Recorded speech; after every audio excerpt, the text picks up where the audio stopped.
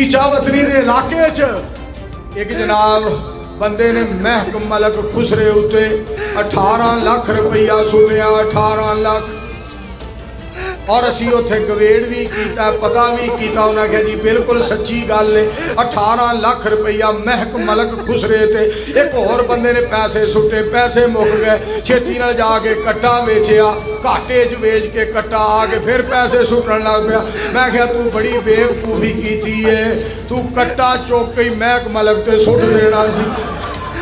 तू सुटना सी कट्टा महक मलक दे उत्ते महक मलक हुंदा थल्ले कट्टा हुंदा उत्ते सारे लोग वेंदे ओ थल्ले पिया मतलब रौला पांदा वे कट्टा ते ला छड्डो तुहाडा खाना खराब हो जाए तुसी किहड़ियां सियापियां नूं दौलत